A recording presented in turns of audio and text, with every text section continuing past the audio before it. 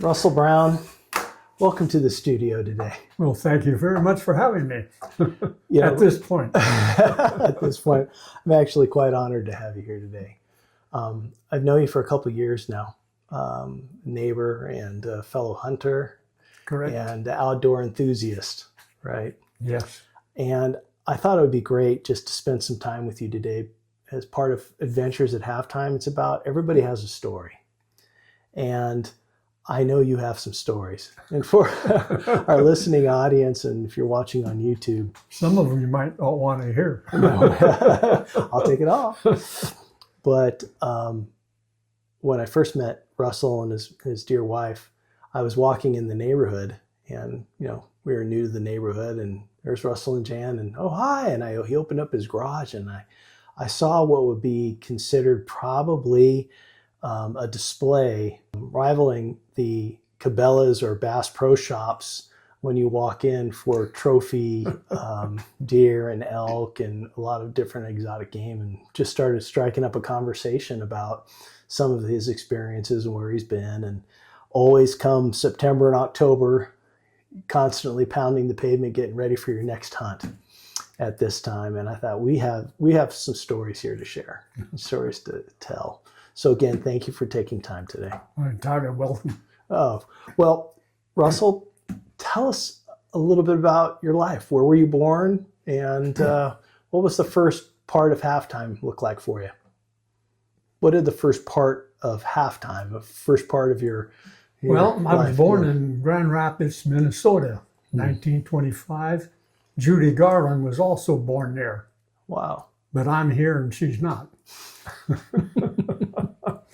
And when I was 15 months old while we moved to San Mateo. And my dad became an ATF officer. And just prior to me turning 5 years old, he was killed in the line of duty. And my mom never remarried, so I never had a father to talk to. And I knew by pictures that he hunted and fished, and he was a Navy veteran. And that's really all I ever knew of that situation. And my mom, understandably, didn't really want guns around. So I started building slingshots out of the willow trees. Used the tongue out of the shoe and the rubber bands out of the inner tubes and stuff. But one thing nice about my mom, whatever I brought home, whether it was a sparrow or a frog or whatever, she'd cook it for me. So a lot of frogs in the boiling pot, huh? Yeah. I did have a sister, Allegra. She was born in Duluth. She was 2 years older than myself. And she passed away several years back with cancer. But anyway, from there, why I finally got a BB gun, broke the neighbor's window out. And then a .22, and I lent it to a friend of mine, and his dad cut the barrel off.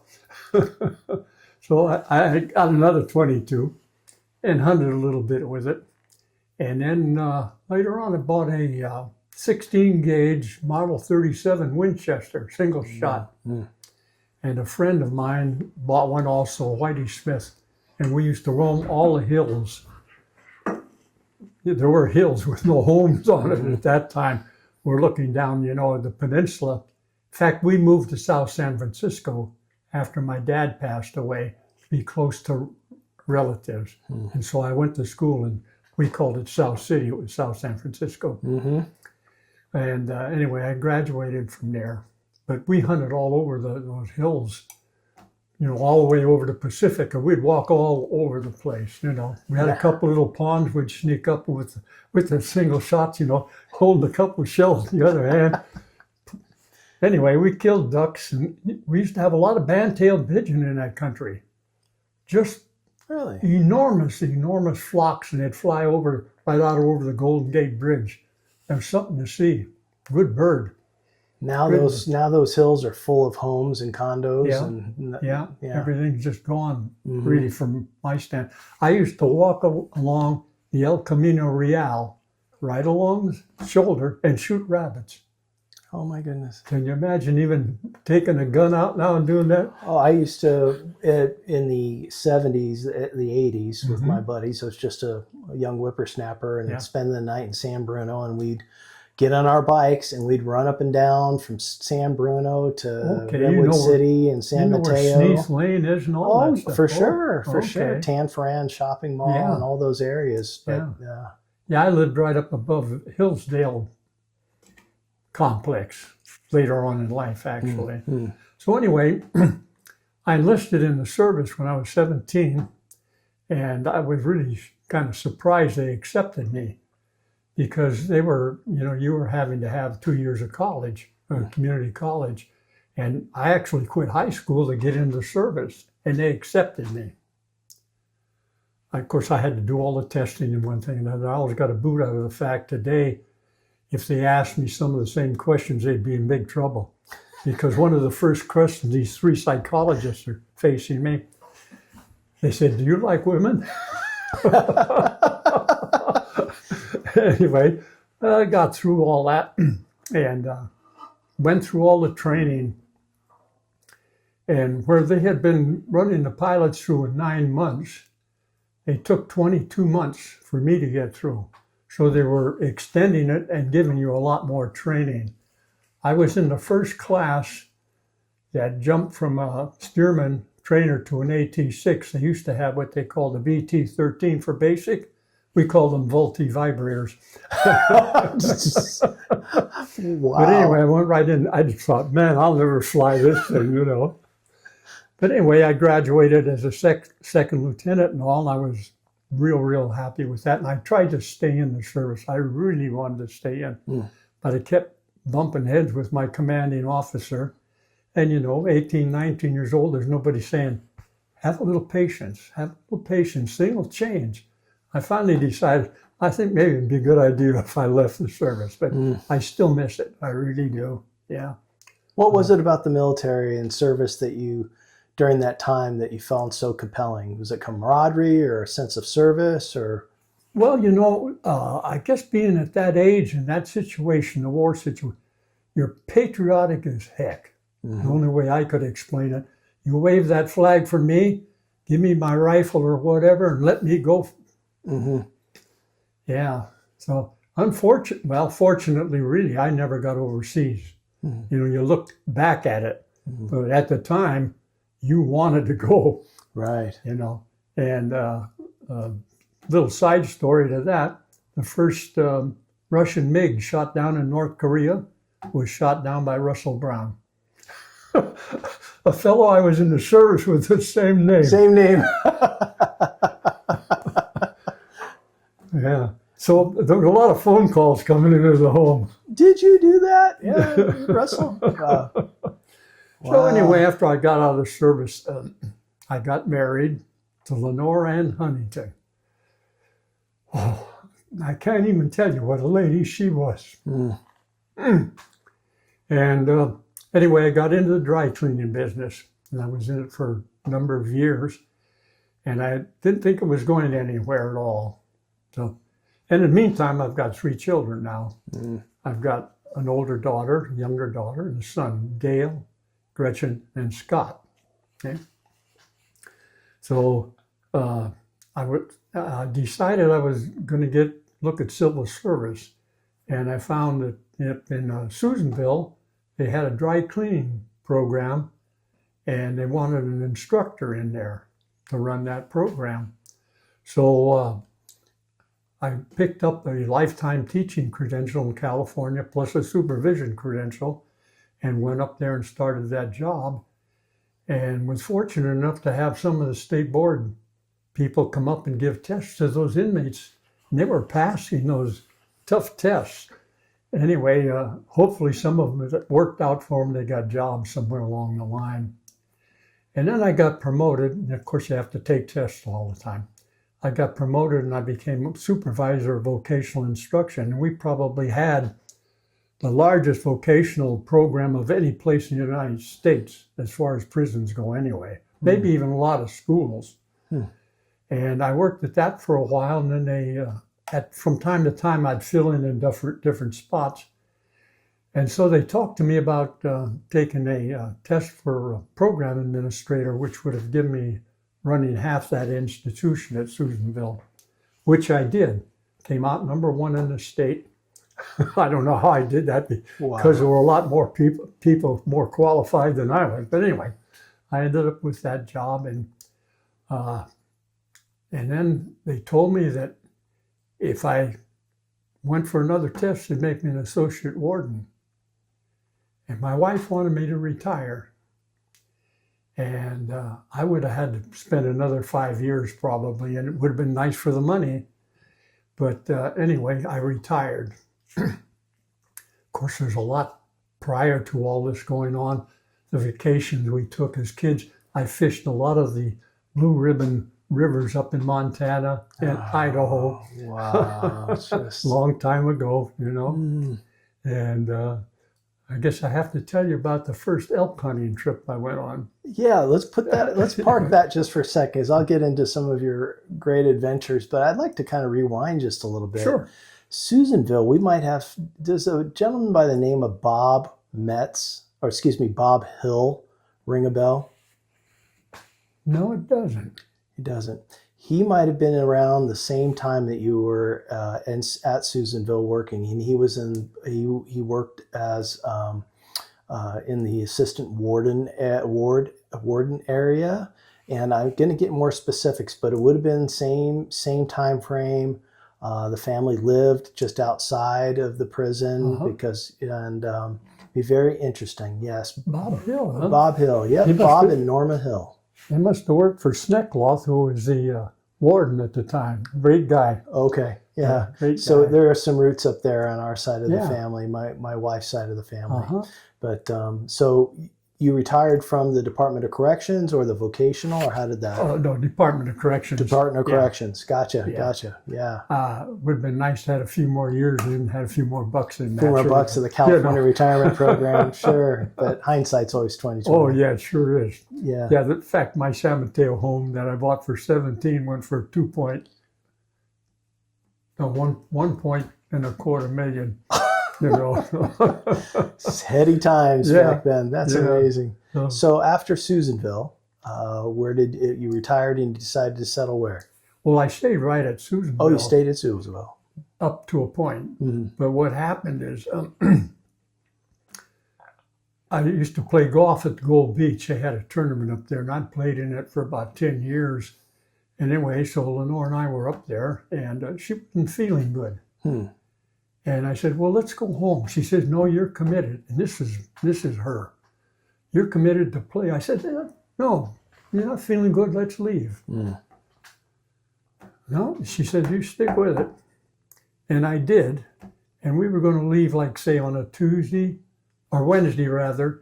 And that morning she got up. She said, maybe we better go home today. So I buckled everything up. We took off. I'm pulling a trailer.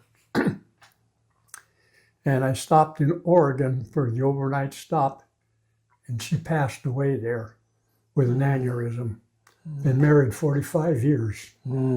Tough time.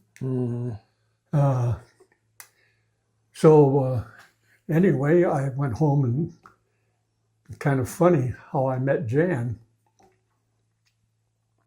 A friend of mine, his wife had passed away, broken a leg deer hunting in September. And his wife passed away, got a blood clot, boom. So, but he was wanting to go to these health services type things. And I thought, I'm too macho for that kind of stuff. So anyway, I started going with him. We went over to Chester and Susanville and stuff. And they were having lunches and thing over there in Chester. And my friends were all after me to take a date to the installation of officers at the Elks Lodge. And I'm not doing that. And I finally told them, well, I'll ask a lady. I know she's going to say no, so I can ask her and I'll be off the hook. Off the hook. Can't find a date. Well, here we are, 34 years later. Amazing. Yeah, she's been just absolutely. Is she from Susanville and Chester or Arnold, or where is she from? Well, she was from Upland. She was from Minnesota too. Minnesota, really? Yeah. Wow. So you had some connection, roots in Minnesota. So she'd lost her husband, and we just got to talking and one thing. And then, of course, like I say, I asked her to go over the installation. I thought, she said yes. And away we went. I'm telling you, I was scared to death. Were you really? Oh, yeah. Why were you scared? Just re-entering marriage again and somebody new? And you haven't been dating anybody in the meantime, you know. Okay, yeah. I didn't know how I was going to handle that. But I think she pushed pretty hard. What a catch. Well, knowing Jan, 50-50. Yeah, she's a catch as well. So I think you guys both got the good deal there. Yeah, we've had some great times. And then she didn't want to move to Susanville, so I sold my place there and moved over and lived with her at Lake Almanor. So that's where we put in, I guess, about 34 years. Lake Almanor is beautiful. Yeah. Used to drive with the family up there in Arnold and in that area. And well, not Arnold, but Lake Almanor. Yeah. Chico in that area. Yeah. I have some roots there myself. Wow. So you're, as you've been married now, how long total to Jan? Well, we're significant others. Oh, significant others. That's Gotcha. Probably why we're still together. She can leave you at any moment. Or throw me out. How long have you been together? I'd say 34 years. That's wonderful. I think we dated for 3-4 years, and then we talked marriage. Mm-hmm. And she's got her trust set up for her kids and stuff. And if she got married, it would kind of screw all that up. So complicate things a little bit, right? Yeah, that's something. Well, that's what a story. I mean, my goodness, I had no idea that we have some common geography in the process. Susanville, and it'd be interesting to kind of dig a little bit farther and work on my side of the family and see if they can recall any of that. But that's something. So you were in the laundry business too, laundromat business? No, not laundromat, dry cleaning. Dry cleaning business. So pickup and delivery, or did you have a? We had pickup and delivery too. Yes. Wow. Yeah. A single location or one location? One location. Yeah. Gosh, that's great. So, in fact, they had a organization, the Peninsula Dry Cleaners Association, and I became the president of that eventually. Where's that gavel? You figure. I mean, it makes sense. You're running things. Yeah, definitely. But while in Susanville, I joined Junior Chamber of Commerce when I was in San Mateo, because that's where my dry cleaning business was. Mm-hmm. And every time I walked in that place, they were trying to sell me insurance. One of them was. Somebody with a side hustle. Hey, you have life insurance? So I wasn't much of a joiner. But when I got to Susanville, everybody kind of kept picking on me to join the Elks, which I did. And I ended up going through all the chairs. And we always had competition between 12 lodges at that time to who would do the best initiation and all. And I went through all of that. And then I worked in a bunch of the committees, different committees for that North District of California. And then I became a state vice president. And then they were forming a whole new district called the Northeast District. And this one fellow that called himself the Godfather had a buddy that he wanted to be that district deputy. Well, the past grands, there were 3 of them at the time, Wisely, Strom, and Bush. They were the number 1 person in the United States for all of Elks. There were 3 of them. They told this guy, the Godfather, no, Brown's got it if he wants it. Wow. So anyway, I thought about that for a while. I thought, nah. I said, okay, we'll do it, And here again, anybody's been successful in anything at all, that woman is there all the way. Mm-hmm. Gotta be, yeah. Mm. So we had some real great times in the Elks Lodge, but the trailer's been sitting in the backyard. The boat hadn't been in the water, and I could see the push driving on me.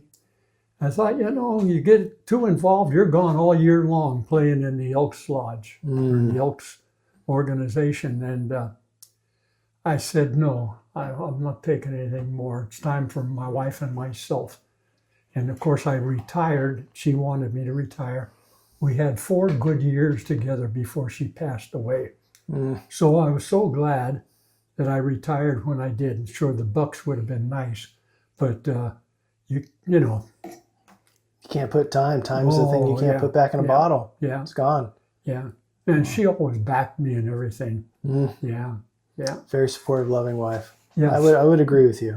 One of the probably one of the happiest times of my life. My wife's hunting with me. Well, she's not with me actually. I had her there, and I had her on the spot, and she's shooting an old .32 special lever action Winchester. And by God, she killed a deer. Really? She said, you was running, and I pung, and he ran a little further and then dropped. She said, I was so surprised. I couldn't believe it. I was just so amazed. I was so happy. Oh my gosh. So she got a taste of what you love doing, Yeah, some of your yeah. passions. Yeah. Next time she hunted, she was shooting a 253,000 Savage, and she was pulling on the trigger guard so hard she almost bent it. She was Anyway, excited to do it kill again. the She deer. got the bug though. She had like a little bit of the bug. Yeah. Wow. So we had some great times, you know. Wow. Well, thank you for your service and all welcome. that. I tell you what, it's as I mentioned, opening your garage door and saying hi opened up a whole nother world to me as far as game hunting as well. Well, And I wanted to talk about that. You've got a lot of time in your life yet. The thing that I'm fortunate about right there, you know, the garage, things have always been a little tight, okay? But I went down to the Sportsman Show in Sacramento, and Jan was with me, and we walked around. And I talked to the people in, Quebec, Montreal. And she said, you know, you ought to go on that trip. I said, oh, gee, you know, I'm thinking the money, all right. Depression kid, okay? So I said, okay, and I signed up for that hunt. $3,700. They flew me out of Reno to Kennedy, then to Montreal, and then flew me another place, and then flew me out to hunt. And when I came back, of course, they took care of all the two caribou, and I came back home for $3,700. That's a $37,000 trip nowadays, if That's not. right. Yeah. If you can get Yeah. a tag. Yeah. Oh my goodness. Yeah. What was that experience like? I mean, that is what you see on Nat Geo right now, traveling, getting on a bush plane, heading back in there. And I lost all my clothing on the trip Okay. going. Unpack. Tell us this story. Fortunately, I had my boots. I was wearing them. But no gun. Well, all of a sudden, over the loudspeaker, they found my gun. And I was able to go in and buy a couple pair of shorts and bought a box of shells, 270 I was shooting at the time. And I got out there to hunt, and I opened up the box of shells, and they're all green. Oh, Russ, that corroded. I was thinking, oh boy. But anyway, they worked. Obviously, yeah. And when I got back to that particular spot, I went into that shop and told them about it. I wasn't looking for anything. I just wanted to let them know. They gave me 2 boxes of brand new shells. Bonus. Yeah. Bonus. What was that like was that the first type of like an expedition type of hunt that you've been on where you paid and guided that out, traveling internationally to shoot? Oh, international, Yeah. But my first trip was going to Idaho. Oh, really? Bitterroot, Selway area in about 1961, 62, right in there. A friend of mine, we were talking about, I said, you know, I never going to know whether I'm going to live to the next day or not. I think it'd be a good time to take an elk hunt. So I went to the bank and borrowed $500. $500. Have times changed. And I was on horseback off and on for 2 weeks up there in the Selway Bitterroot for $500 during Thanksgiving.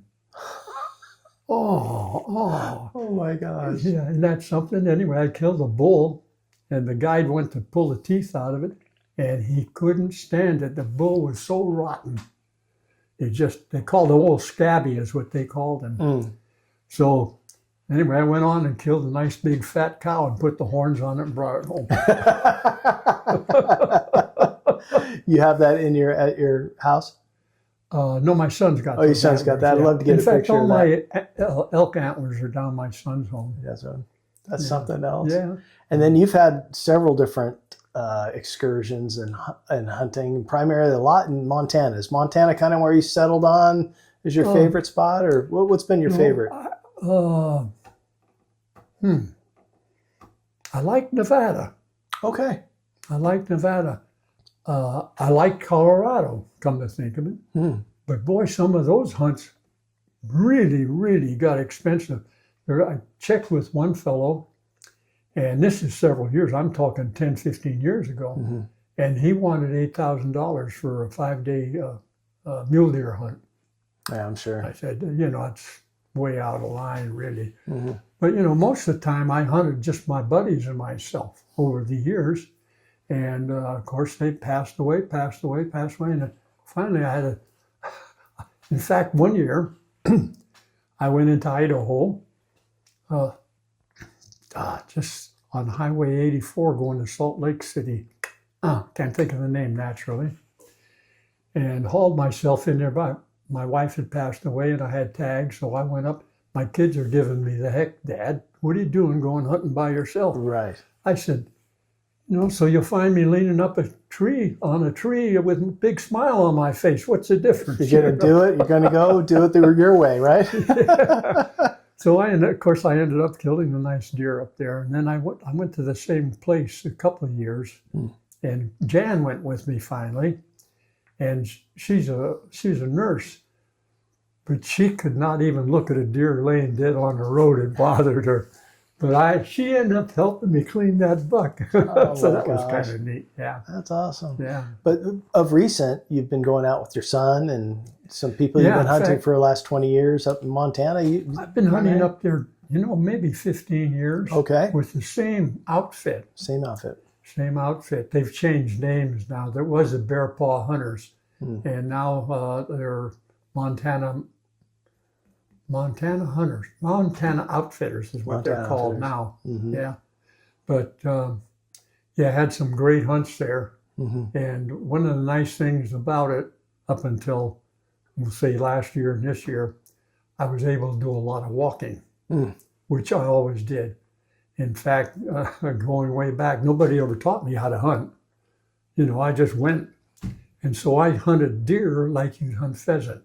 I just kept walking till I saw something legal. Some pop out? Sometimes I killed them from here to your front door. From free stand. Yeah. Oh my goodness. Just sneaking along.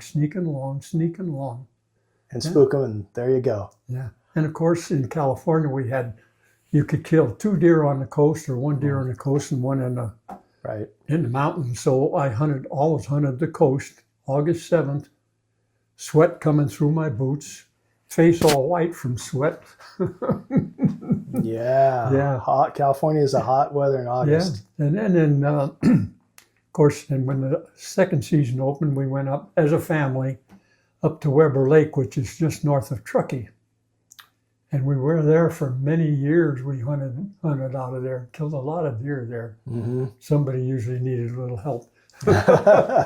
We might have to take that out of here. It's a beautiful area. I go fly fishing out on the Truckee. Taking my son out that way. I know the hillsides back that way, back in the reservoirs there. Yeah, lots of great stuff. It's changed over the years, though, obviously, with a lot of encroachment and rules and regulations in California. But yeah, I can imagine it just must have been beautiful back in that time. Yeah. Untouched in some areas. Yeah, and that Weber Lake was an old stage stop at one time. And there was another lake called Summit. Summit Lake was over the hills, right on the crest. And when I first went in, there was one little cabin there and had old newspapers, comic strips in the inside walls for insulation. Yeah. And I'd walk around out in the woods and I'd find marks on the trees where they were graves. There was a town of 5,000 people in there at one time. And, I kept thinking over the years, man, I've got to get a metal detector and go back into that country, because I knew it pretty well, but never did. One of those things you don't get around to for some reason. Yeah, would have been real interesting. Just abandoned town back there. Yeah. Yeah, gold rush era probably. Yeah. Yeah. Chinese came in and built the dam there for Summit Lake Sure. and all. Yeah. Gosh, I remember back, it was at China Basin in San Francisco. The Chinese would come in Yeah. and they built out China Basin and fishing and clamming and all Mhm. that. All that's deteriorated and gone now. But Yeah. yeah, those early days during the gold rush period of time. I watched recently a fascinating, and follow some fascinating people who all they do is search Google Maps and then they look at historical records where old abandoned towns Oh, have okay. been, and they find these places that are it's overgrown. People have forgotten about them. They haven't been, documented historically by some preservation society, and it's just fascinating to be able to do that. Yeah. Geiger counters and Yeah. searching. Yeah. Yeah. One place my son and I went in was Bodie. It's what, 9,000 feet or something Yes. like that. Yeah, I killed a buck and he killed a bear in there. A bear at the same Yeah. time, Yeah. same trip, same day. No, no. Oh damn! I was like, man, you got He-Man at the time. But I got one of the worst sunburns I've ever gotten in my life. Wasn't even. We were sitting out having lunch, and I had my hat off and all. Elevation. Ooh, yeah, elevation. Just burned me Sun up. Pretty comes good. down on you pretty close. People forget when they hunt in California, you're closer to the equator, so the sun is closer. Yeah, In California, especially as you move south, in Southern California. But yeah, that'll get you. At Lake Tahoe, people get stung all the time, as you know, from Susanville. Yeah. So that sun. So you've done a lot of hunts, and you've bagged a lot of animals, an awful lot. And I know some very unique animals that adorn your house, inside your house, in your garage. And for the audience, I'll post some pictures as part of this in reference. Are there one or two hunts in addition to the one you just described that come to mind as moments when you thought, I'm not going to survive this? What did I get myself into? I had that in California. Oh, tell us about that. I used to hunt out of Williams. I know Williams. Over at Cache Creek, there were about 32,000 acres, and we had access to it in there. And hot as the devil. We never stayed down at the creek because of the mosquitoes. We always stayed. We had a place, little get together up on top of the hill where you'd have a few little oak trees and a little breeze, maybe, And we always had a big couple of refrigerators we laid on the ground. Everybody brought ice and watermelon and cantaloupe. But this one particular day, this guy I'm talking about now was a hard-nosed son of a gun. If you ever wanted to meet one. Okay. He was a heavyweight champion in North Africa. A boxer, huh? And his kids are just as tough.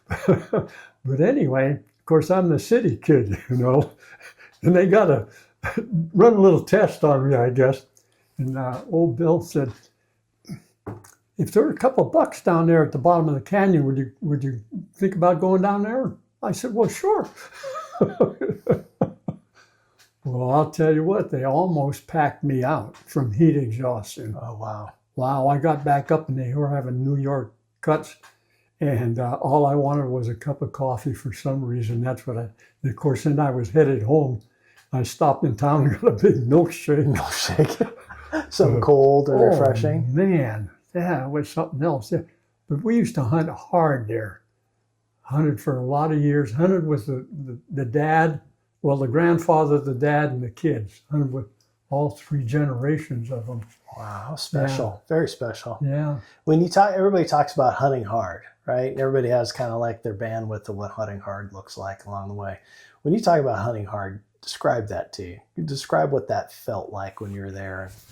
What did that mean? You were up and early and didn't come in until it got to sunset, and terrain. I mean, I know it's a lot of different things, but how would you describe that? I think, funny thing is, hunting hard. I think hunting hard, there's a lot of physical stuff when we think of hard. Definitely. But I think it's tougher to walk quietly 10 steps, 10 steps, 10 steps, look, and pretty soon you're tired. It's been a hard day, and that's about the time, boom. There they are. Jumping right out of the bush. Yeah, you just kind of, you're just relaxed, I can recall coming off of Crater Mountain, this is in California, and started at the top of the mountain and walking down through the lava beds and everything else. And walking along, and all of a sudden, you get that intuition. Mm-hmm. And I stopped and I turned like this. I killed a deer just like that. I'm maybe 15 feet. Wow. He made that. He just came up out of that bed, and I killed him right as he hit the top of his nice big old 4-pointer. Wow. But that's what I call hard hunting. But had one fellow, this friend of mine that I hunted with a lot. His brother hunted with us one year out of Williams. He never hunted again. He was older. He was tough, but it was too much for him. Because when I first started hunting that, I didn't even pack a canteen. Well, when I started using my dog, I carried a canteen so I could give my dog water. Some water. Worry about the dog first. Every time my hat came off, the dog came running.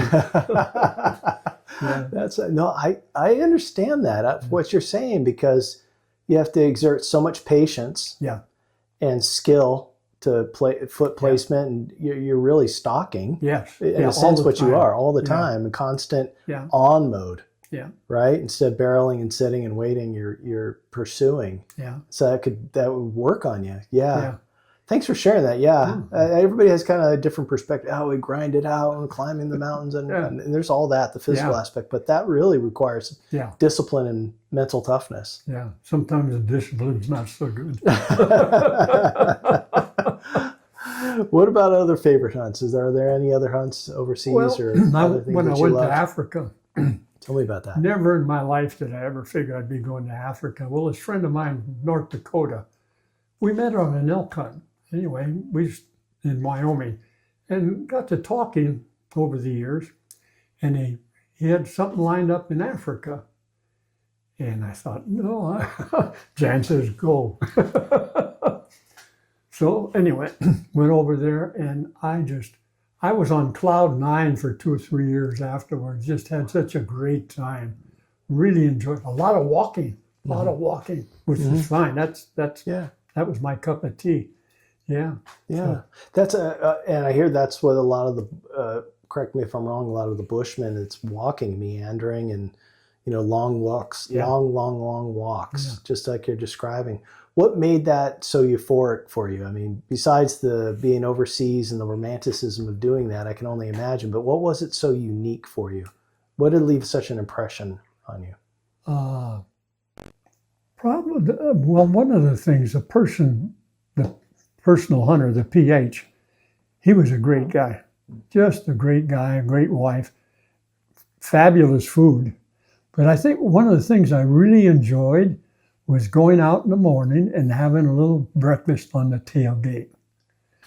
The bread was so good, and the meat and one thing and another. Yeah, and just sit there and enjoy the morning coming up. Just a great, great time.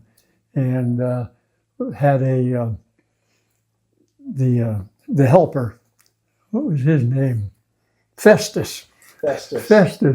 And he was something else, He was a great guy.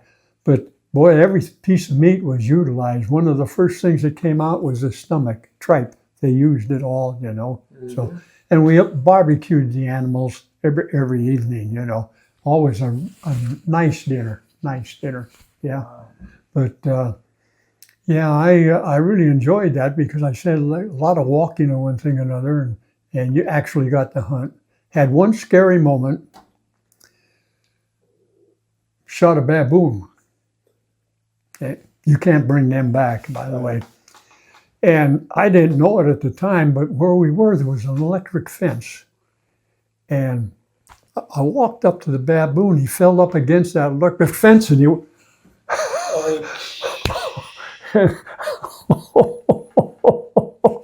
I'm surprised I'm still here. Scared the bejesus out of me. I bet. Oh my goodness. So everything is privately owned.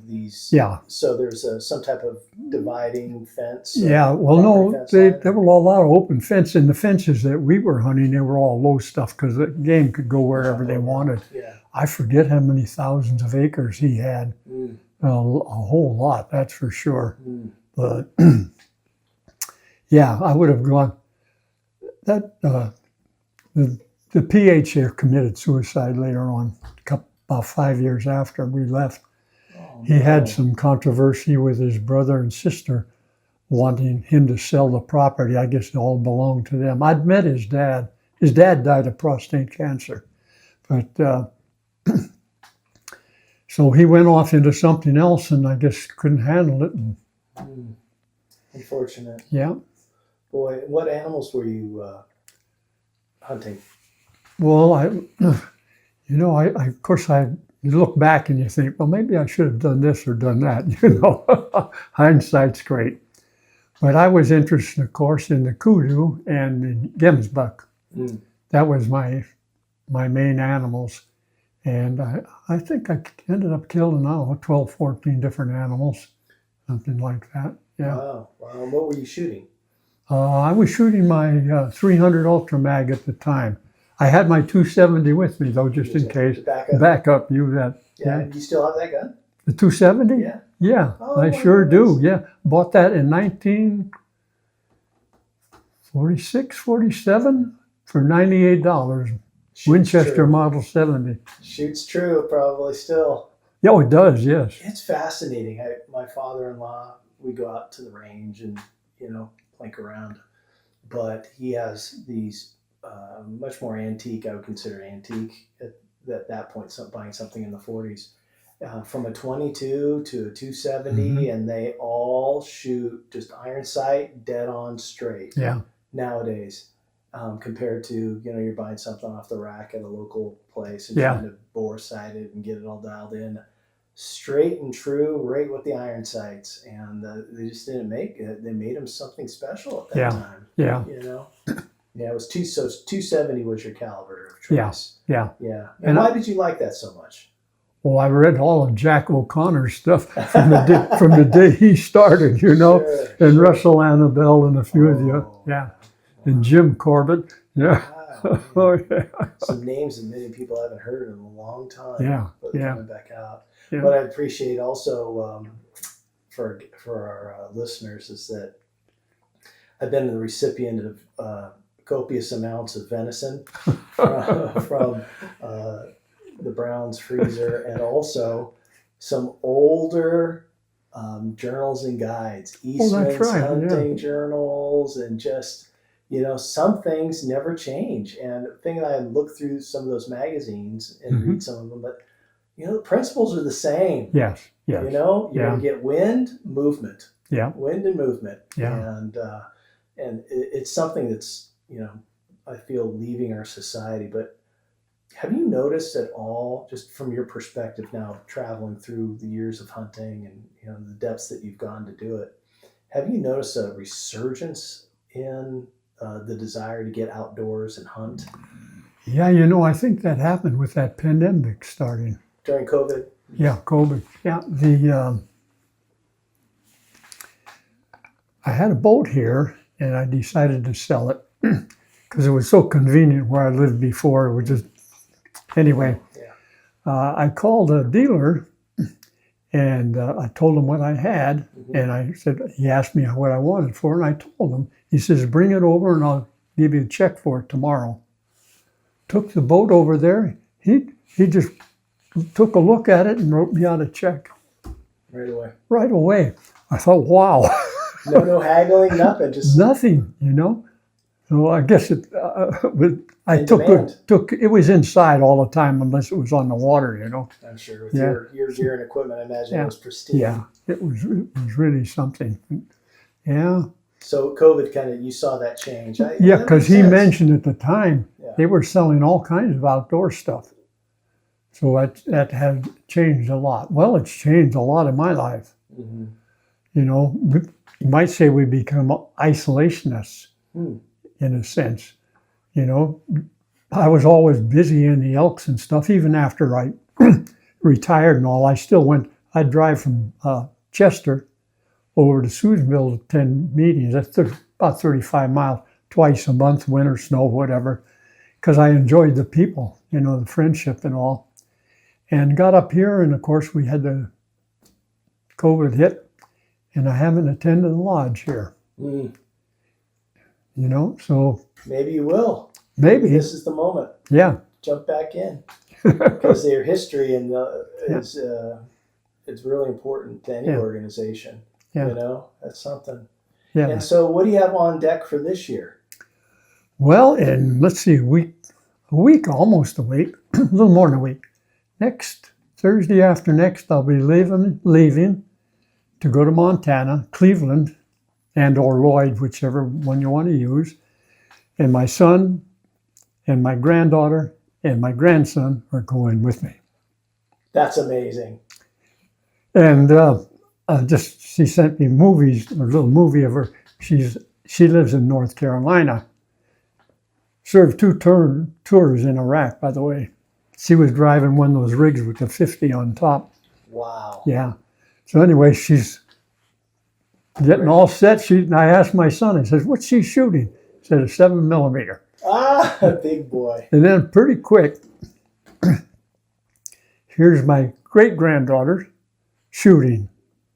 And I said to Scott, I said, what's she shooting? She was shooting a 223. Tum, tum, tum, tum. And the thing about her, you should enjoy this, she plays softball, the great-granddaughter. And she's young enough to play in the lower league, but she's so good they've got her in this upper. They brought her up. And she's playing catcher, and she's hitting .630. Bruiser. I knew you'd like that. Wow, I saw that's those amazing. baseballs. Yeah, fan of baseball, that's for sure. Wow. Yeah, Wow, very active family. yeah. Your legacy has inspired other people just not to sit around and watch the grass grow. It's getting out. Yeah, as long as you keep seeing it grow. Russell, may I ask you, how Sure. old are you? 99. 99. If I make it, I'll be 100 next June. In June, you'll be a centurion. Yeah, yeah. Absolutely amazing. And again, for our audience listening, I see Russell just about every day, and we miss each other just because timing, but Yeah. every day walking and putting the hustle on, staying in shape to get out for the big hunts. Yeah. And I just enjoy it so much seeing you on the way. I'm like a steer. I'm still trying. That's really good. Well, part of this show and part of this podcast is the interview and hearing your stories. And I know we've just like flown over and just like touch and go on Yeah. all the great stories and the things Yeah. in your life. But it is also about sharing wisdom and looking back at our lives. And I think the adage is a life not examined is a life wasted along the way. Yeah. I think along that same thing, like hunting, like with my son, from time that we'd hunt time to time in California, but not on a regular basis. He was living elsewhere. And but up there we're close together. And of course there's a group, there's maybe 4 or 5 other groups in there. And so at dinner time, one thing, you just BSing in general. And my son, of course, is finding out things about me that he didn't know. So that's that trip again, that family, that friendship you build, Yeah. All the way to your granddaughter. You know what? I'd up like on to be this able trip? to tell you. Yeah. I don't know what it is. I can't. You'll find it. But if there was one thing, maybe 2, if you had other things, it's fine. But if you were to go back and tell your younger self, what would you say to your younger self? Patience. Have some patience. Because, young people were always in a hurry for something. Sit back and it'll come, usually. But, that's the biggest thing I can think of is a person really needs is patience. You can't just kick back, and think it's going to fall on you, but you got to keep working to that particular point. But it might not happen tomorrow, might be 3-4 years downstream. But that would be my big thing. And have a lot of love and laughter along the way. Well said. Well said. Yeah. Russell, thank you so much for spending time here. It's been great to get a chance to know you a little bit better here, and we'll be seeing each other. And I'm looking forward to seeing what your next animal looks like coming back. Well, if I happen to be fortunate enough, fine. If I don't, I'm going to enjoy the time with my kids. Well said. Yeah. Thank you, sir. Thank you. I've enjoyed this because it brings back memories for me too. Yeah. A lot of things have flowed under that bridge. Take care, everybody.